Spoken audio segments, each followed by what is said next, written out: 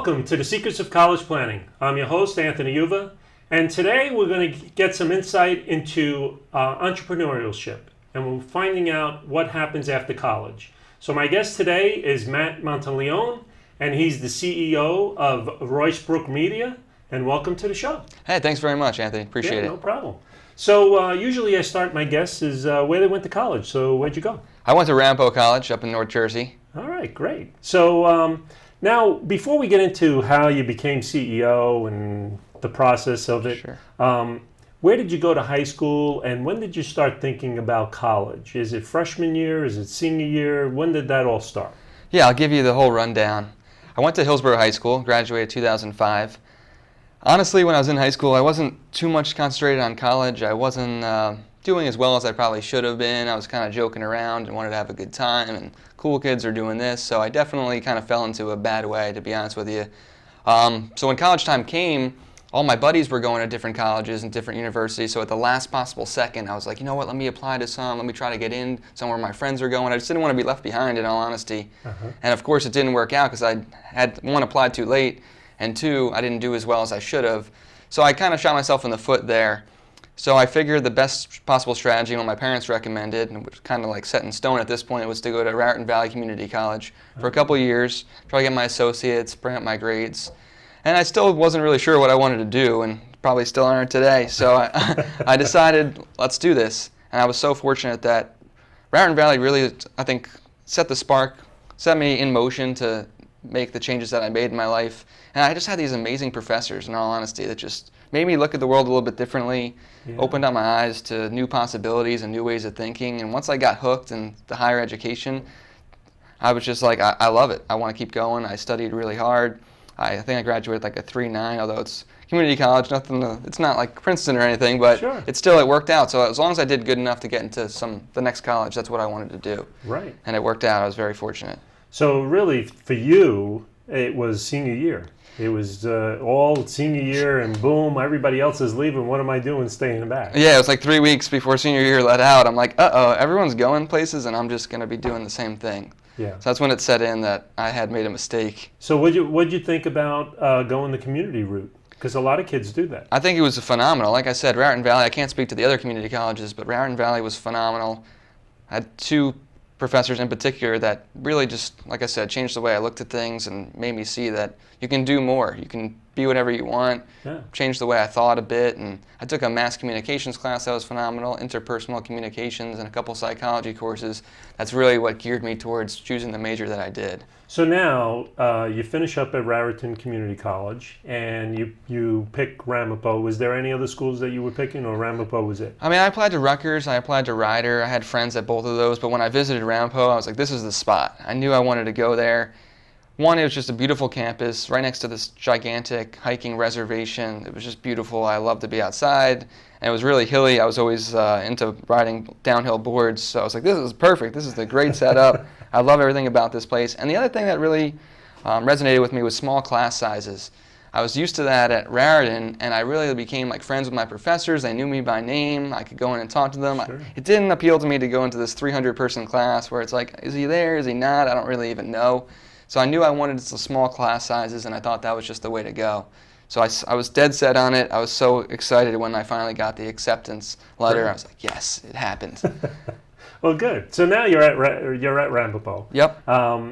What are you studying? Yeah, well, I'm still finishing up a few of my general education courses because some of them didn't transfer and blah, blah, blah. And at that point, I had taken a course with this professor, Professor Morley, was just amazing. So he was a psychology professor. He had done like a lot of very interesting things with his life, and it just really got me down that path. So I said, you know what?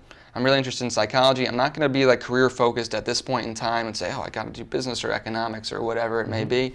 So I'm just going to do what I'm interested in. Hopefully that'll lead me in the direction that I need to go. Right. So I picked psychology. I know people will say like, oh, it's not a lot of careers out there unless you get your master's and doctorate, and that's honestly probably true.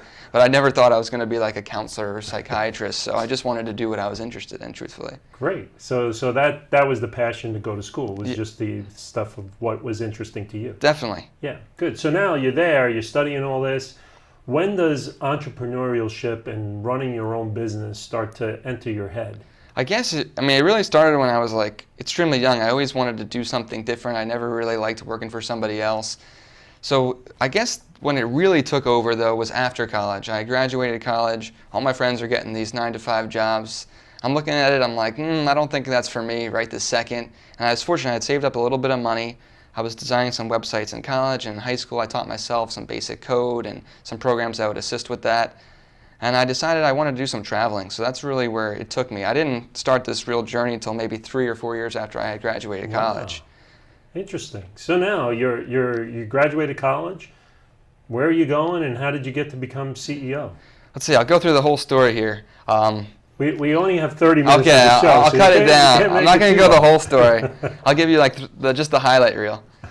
So I started out, I was working for the skateboard company. They were paying me just to sort of ride and organize a tour. So I was doing that for the summer, and after college, the summer's here. And all my buddies were saying, let's go backpack Europe. I'm looking at my bank account, I'm like, I think I can make it if we just eat spaghetti the whole time and bread. So I said, let's do it. So we went for about 2 months. So fortunate I got to do that and just traveled around. We did like 11 countries. We didn't even book anything specific. We just knew the first place we were going, and then we would just book it on the fly wherever we felt. Yeah. So that experience really has like sparked the travel bug in me, and I was like, I want to do this. It's so interesting to see other cultures and how they function. And I really think it just kind of opens up your mind to more than what you're comfortable with, what you see every day. So I've only really lived in one town my whole life, so it was nice to see the difference. Sure. So now you're in Europe, I guess. Yeah, I was in Europe, traveled around. I ended up coming back, and again, all my friends are in their jobs, and I said, you know what? I think I'm going to move to Colorado. My cousin lives out there. He offered me to come work for him at his place called Jersey Boys Pizza. He's from here. And I said, this is perfect. I'll snowboard every day. He lives right on Keystone Mountain. I went out there, snowboarded every day, worked at a pizza place. I definitely thought twice about it when I was, cleaning toilets and whatnot with this fancy college degree I got. I was like, why am I here again? But then, you look outside and you realize why you're there. So I did that, and that's when the idea for a cross-country trip came about. So I was called up my other cousin back here. I said, hey, come out, fly out. I'll buy a pop-up camper. We'll drive all over the country for the summer. And we had fortunate to have the chance to do that. We drove all over the place, did like probably about half the estates. So it was a phenomenal trip. And after that point, the next one, make a long story short, I decided I wanted to go to India and follow the path of the college professor that I had that I spoke of. He was a psychologist. He went to India. He was really into yoga and meditation. I said, you know what I need? I need to calm my mind down. I need to get some clarity. I think this is the best way for me to do it. I had done yoga a few times, but I was no yoga guru by any stretch. And it said beginners are welcome. I said, all right, well, I guess I can make it. And I flew out to India by myself. I was there for about 2 months. I just lived in a temple in the middle of the woods, Really? washed my clothes in a bucket. This is what really gave me the perspective of, wow, I have it really good back home. You don't really realize it because you're in it. You're just, this is life. This is what life's like. Sure. But this was a different world. Like no electricity. Like I said, washed my clothes in a bucket. Maybe we'd have electricity for an hour a day if the generators worked. And what are you eating out there? Yeah, the diet was extremely strict. So no meats, no spices, no chocolates, no coffee. It was 100% the real yogic experience. So I lost a bunch of weight, and I came back. But truthfully, that's where I got the idea to start the website design company. My mind was clear. I was calm, and it wasn't like I was like, oh, what am I going to do? It was kind of just one of those things. A light bulb just came on. I've been making websites for myself, selling them a couple of them on the side throughout high school and college. I think small businesses really need this, so I'll just go home and do my best at that. And that was my plan, and I came back, and I was fortunate it worked out. So now, how does Roycebrook Media start? How does this whole idea start? Yeah, so I come home, I have $800 left in my bank account. I'm like, this is not going to last very long, maybe a couple of weeks, so I'm in big trouble. I'm like, it's going to cost some money to start the business. I end up lobbying an investor, aka Dad.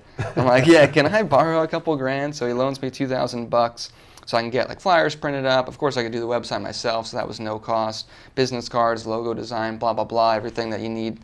Register the business, get the contracts ready.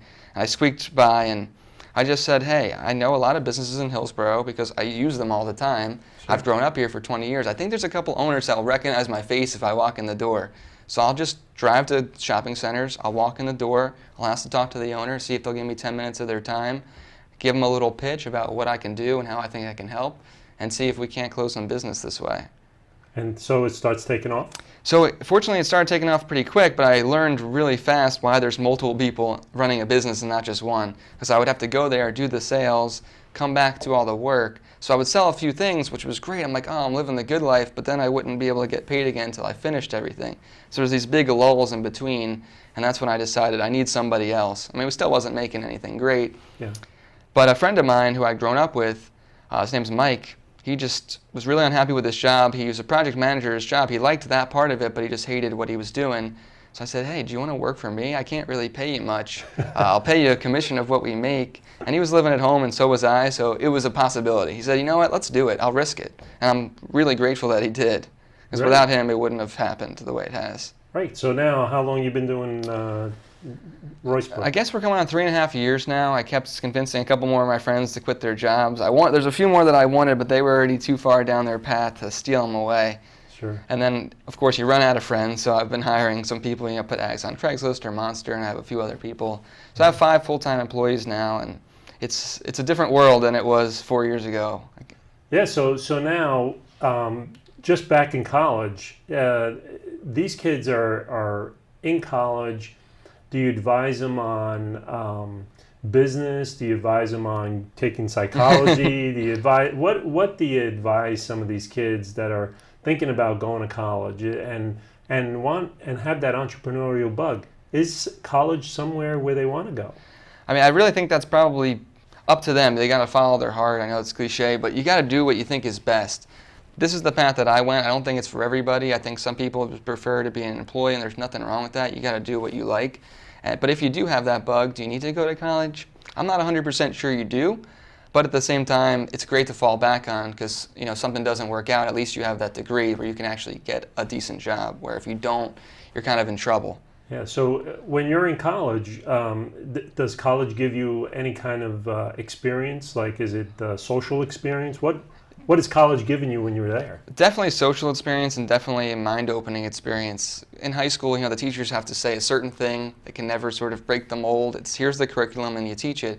But in college, you see that these professors have just a different way of thinking. Some of them are by the book, here's what the book says, but other ones challenge you. They make you question your belief systems. I think that's what was most important for me in college, is questioning all the things that I thought were true and realizing, it doesn't have to work this way. Why do I have to start at the bottom and work my way up? I mean, to a degree, you do have to start the business, Sure. but I just figured I can do this on my own. I don't really think I need to go that route.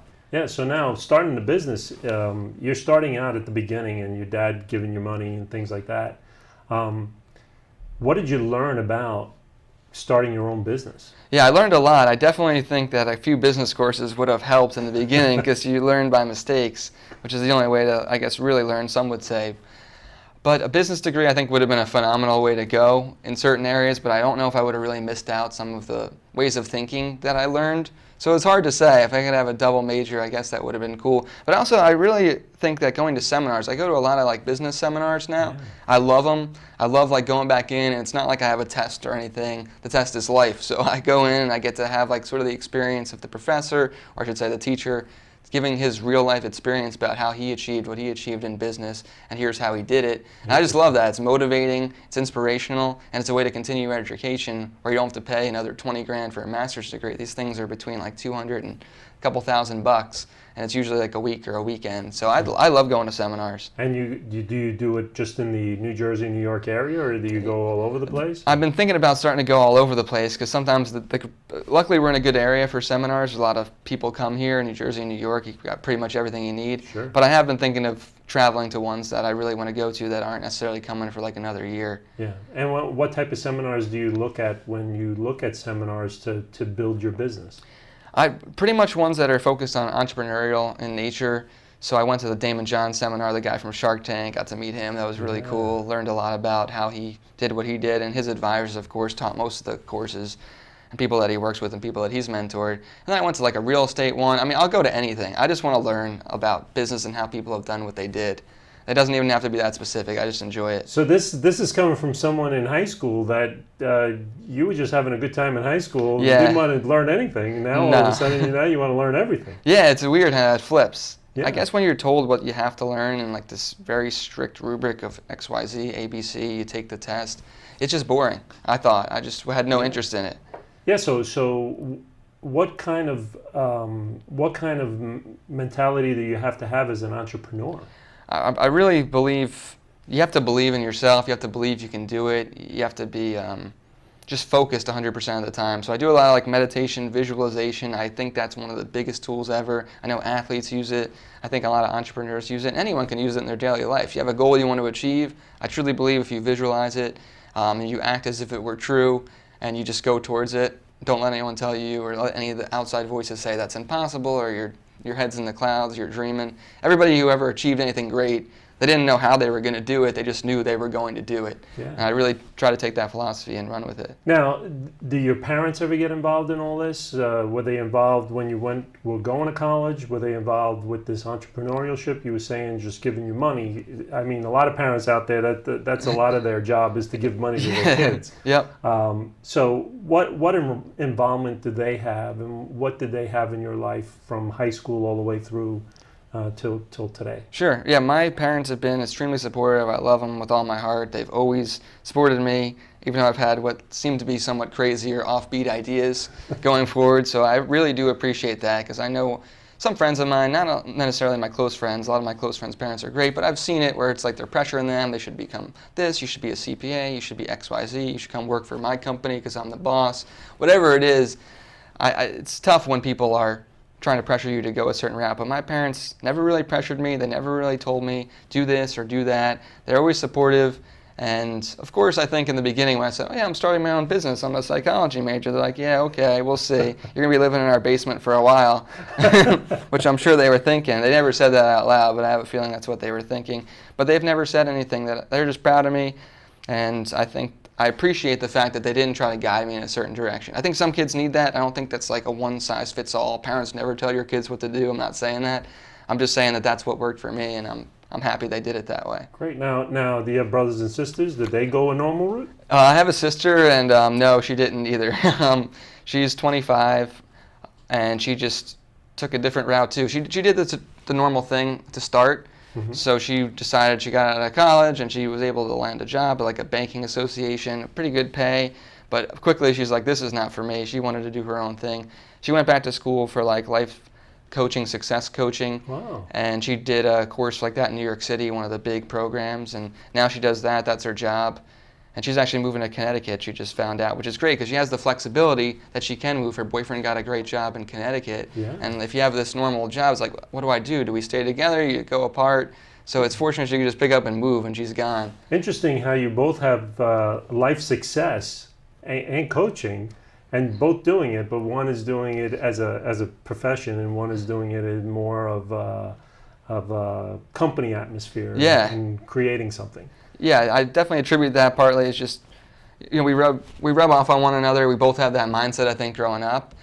Even though my parents took a more traditional route, but that was, I think, much more common. It's easier now, I think, to start your own business. Back then, how did you do it? Like, there's no internet, there's no nothing. You can't just pop up a website and, hey, I started a business. There's a lot more to it. So I think we're in a great time period to be able to just chase a dream. You have a great idea. I mean, think of the kids that started Snapchat. They wrote it in a weekend. Now it's a multi-billion-dollar valuation. Yeah. So anything can happen now. It's so much easier with the technology to make something real. And what do you think about all of that? All of the Facebook and Twitter and all of those big time. They weren't here 25 years ago. No, not even close. So what do you think of all of that now and kids getting into that? Yeah, I think it's a great field to get into. The technology realm is going nowhere. I think if you have an app idea or an idea for a website that you think is disruptive and will change the way people interact with one another, go for it. Because that's where all the money is right now. Not all the money, but that's where a big portion of money is. You can really find success if you have a great idea. Go for it. Don't let anyone tell you otherwise. If there's obstacles in the way, it's like, oh, it's great, but it's going to cost 30 grand to make. There's plenty of rich people out there with 30 grand to spare. You can track them down one way or another. And if you can get in front of them and present your idea, come up with a business plan, they might just give you the money. And that's a big thing for a lot of these kids is business plans. They have to know how to do one. Yeah. Is that something that you look at in college as well? I didn't look at that in college, but I think that's a smart move to make. I just Googled it, learned it. It's all free. You can learn pretty much anything. And I've learned more from the seminars I've went to. So putting together the business plan is key. Nothing's ever going to go, at least in my limited experience, and it's very limited, exactly the way the business plan has been laid out. But you'll make revisions along the way and you'll make it work. Yeah, so what do you see as the future in entrepreneurship? Is it really just going to be just internet based, or is there going to be some brick and mortar type places out there? Yeah, I still think there'll be plenty of brick and mortar type places. If you come up with a good system, it's all about, like Marcus Lemonis says, people, process, product. You have to have all three of those, and if you have those, it doesn't matter if it's a website or it's a new type of restaurant that's going to be extremely efficient and high margins, and everyone's going to love it. It tastes great. You can be successful, I think, with anything still. And what type of business do a lot of students start looking at when they want to open up business? I think most of them are internet-based from what I've seen. I mean, you can start any type of business now with the internet, even like a clothing line. Like, oh yeah, well I can't make shirts. Well, yeah, you don't have to. You can get them printed from 1,000 different companies. Since the internet gives you this avenue, if you're a great graphic designer, you could literally start a t-shirt business. And I feel like years ago that would have been so much harder. You can still do it. You have to try to call them up, track them down, find the wholesaler. Will you ship it to them? A whole different conversation than now. You can like log on and everything's right there in front of you. Click a couple buttons. Yeah, and these days also crowdfunding. That's you huge. See a lot of that? Yeah, that's huge. I think crowdfunding has become a very disruptive, difficult to categorize entity, and people are having problems. I know the government's like, how do we categorize this? Is this investment? I know they're doing some modification to one of the corporation types so that you can invest more safely in these things. Some of them are great, and I think some of them never get off the ground, and you gave your money and you never get anything back. But if you have a good idea and you can't find an investor, you can literally pop it up there, and if people feel the same way about it or have some passion for it as well, all of a sudden you have the money to do it. Yeah. It's amazing. And is that the most difficult part? I mean, you had your dad to give you some money to start up your business. A lot of kids don't have that. Sure. Is that the most difficult part about starting a business? You know, I think there's a lot of challenges when you first start up. The money is definitely a challenge. Fortunately, I needed a very small loan, so it's an easier business to start than a lot of them. It's like, oh, I want to open up a restaurant. Forget it. You need a couple $100,000 probably, all said and done. So I think that is a challenge, but there's so many places out there you can find money. People don't think about it. Just check out venture capital firms in your area. I mean, in Princeton, I think there's 2 or 3 right here you could talk to. They might not let you in the door. You might have to really struggle. You might have to show up every day and keep bringing them coffee and donuts. But if you have a will and a way, you'll make it happen. Really? So really it's just the passion of somebody to get in there and to show them that they have something. Yeah, if you have something great, I think people will take notice. Yeah, so what do you say to those students that they have just a small idea, but it's not something that they're really passionate about? Do they continue to drive on that, or do they say, okay, maybe I should just go the normal route and just get a job? I guess it really depends. If you don't have passion for it, it might not be worth going after, because you want to enjoy what you do, whether you work at a normal job or you do your own thing, whatever it may be. You want to enjoy it. If you're not going to enjoy it, I say don't go that way. Yeah, that's great. Just back in college again, is there any extracurricular activities that you ended up doing while you were there? I mean, honestly, just boarding all the time. I probably spent as much time on my board as I would of a part-time or job. I was probably on 4 hours a day. It was like a new type of skateboard that rides like a snowboard, so you can stop, go backwards. We would just ride big hills all day. Wow. Got hurt quite too many times. I don't do that anymore. So I'm like, yeah, I like my skin where it is. I don't want to break any more bones. I still enjoy snowboarding, but that's on the snow. That's cool. Yeah. Yeah, going downhill on the pavement, I'm done with that. But it was fun. That's all I did, pretty much. And how did that all start? I just found it on the internet. This actually goes back to being entrepreneurial nature. I found it on the internet, but it was $300, and I didn't have $300. I'm in college. I'm like, that's a lot. I don't have that much. So I called up the company. I said, hey, look, I go to a school that has a lot of hills. What if I pass out like 1 million flyers for you guys, and you give me the boards for free? And they're like, no, we don't know you. And I just kept calling them every single day and kept talking to them. And finally, they're like, you know what? I'll give you a shot. And they sent me and all my friends boards for free. Wow. And it ended up working out because I ended up working for them. They flew me out to California. It was so cool. It was such a cool experience. That's pretty interesting. Yeah, it was definitely the first step in entrepreneurship. Great. Okay. Well, we're coming to the end of our show. Usually what I ask my guests is, what advice do you want to give the moms and dads and their kids that are going to college or looking at going to college and want to become an entrepreneur afterwards? What type of advice do you want to give them? I mean, it's going to come down to what I said before. I think just follow your passion. I would just say get a degree. If you're not sure what you want to do, go to what's most interesting to you, because you never know what's going to come from that. So something that's really interesting, and moms and dads are probably going to be nervous that they're choosing XYZ and they should be choosing something with more security. They're an art major, oh no, they should be this, business or economics or finance. But just go for what you're passionate about. What's the point of making $500,000 a year if you hate your life and hate your job and work 100 hours a week? That's not rich. That's not rich at all. So I think just go for your passions, enjoy what you do, and try to do whatever you want in life and make it reality. Great. Well, thank you very much for Oh, coming. no problem. Thank you. Yeah, no problem. Appreciate you having me on. So you've been watching The Secrets of College Planning. I'm your host, Anthony Uva. Until next time.